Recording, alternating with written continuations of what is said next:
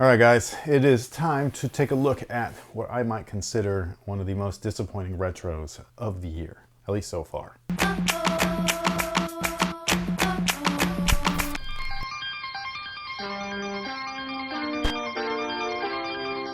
What's going on, everybody? My name's Chris. Welcome back to the official WearTesters.com YouTube channel. Today, we've got a detailed look and breakdown on a shoe that I've been really excited for, a shoe that I've been waiting to own for quite some time, since 1990 to be exact, and it's these bad boys right here. This is the Reebok Court Victory Pump, Michael Chang's official signature sneaker with Reebok. So if you want to beat those rock and roll tennis guys, pump up and air out.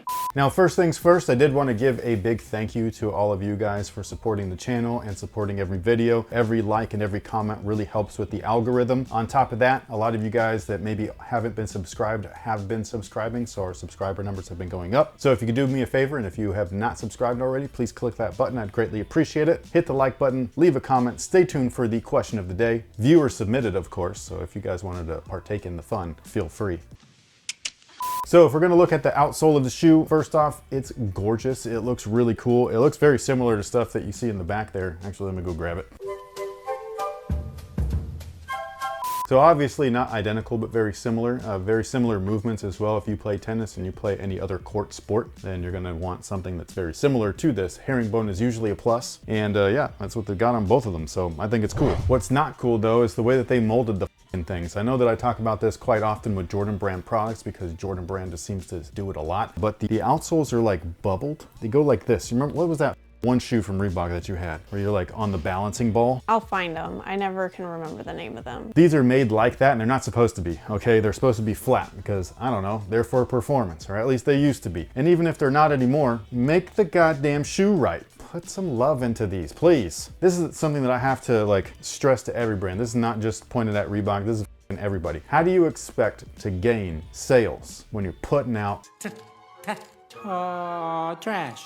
Anyways, the sole needs work. When you move on up to the midsole, I believe it's a polyurethane based midsole. It's what a lot of brands were still using even towards the mid 90s. Nike and Jordan Brand, or they weren't Jordan Brand yet, but like the Jordan products, they were the first ones to really introduce EVA into the performance footwear landscape. A lot of these brands took a long time to kind of like follow suit and stuff like that, Reebok being one of them. So yeah, that's what the midsole is. Inside the midsole though, used to be hexalite.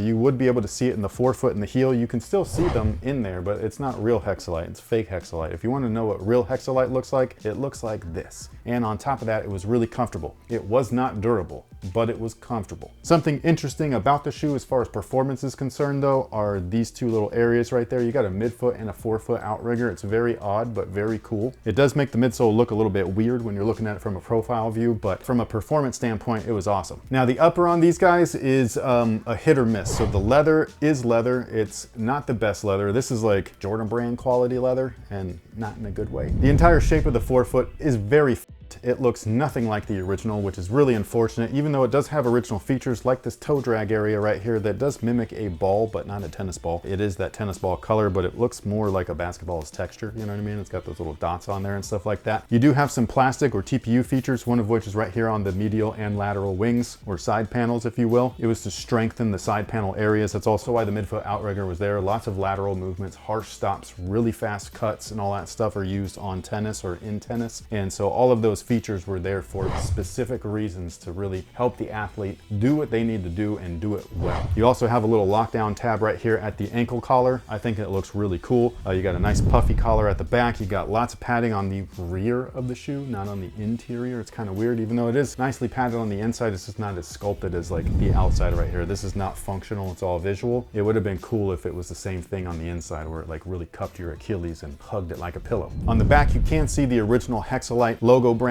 and everything like that. It's really cool that it's on there. It just sucks that the shoe itself doesn't actually have real hexalite in it. It's like, well, how are you getting away with doing this?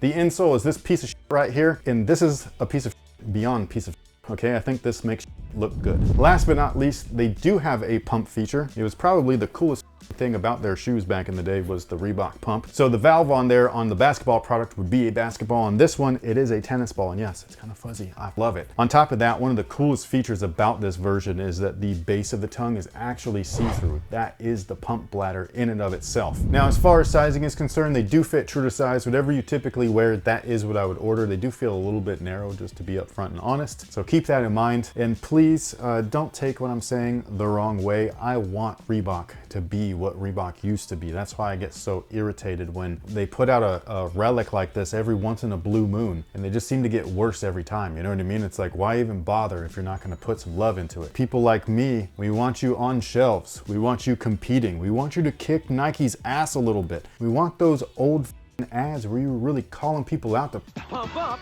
and air out. Anyways, with all that being said, do we have a question of the day? We do, but I'm going to take over this one, only because it's tennis related. We will resume back to the audience issuing questions tomorrow. Only because we did talk about this off camera and it was so good. What was it? Oh, I think I know. There was a poll done Right. overseas. 1 in 8 men, which is 12%, say they could win a point in a game of tennis against 23-time Grand Slam winner Serena Williams. Are you one of those men? No, hell no. I'm not delusional. What are y'all smoking that makes you think that you that good? And I know it's only 1 point. Like you'd be like, oh, out of a whole tennis match, I can score 1. No, you can't. I'd be surprised if you hit that thing back to her. Look, world-class athlete. Like, you know how people like to make fun of fools on the bench? I can guarantee you that even past the bench, go past the bench, all the way into the G League, you're not touching any of these guys, man. They're really good. Did you say that? Like, I know that you probably would say no, but yeah. Oh no, and you're I not wouldn't. a man. They did poll women, Oh, they but did, the really? women was like way less. Okay, I don't even know what to say at this point, you know what I mean? Like, who in their right mind, unless you're a legitimate tennis star? Maybe those people that they polled were, you know what I mean? Like maybe they're college athletes. No, I don't think so. You think they're just average men? It seemed like they interviewed almost they polled almost 2,000 people. Okay, well, delusional. Have you even heard her? Anybody that's got a battle cry like that when they swing that thing, get me the out of there, dude. There is no way. I don't even know if I could score a point on her in basketball. And I can shoot. She's an athlete, bro. Like, she would kick my ass. I'm just telling you. Athletes are crazy. So now all you guys get to decide.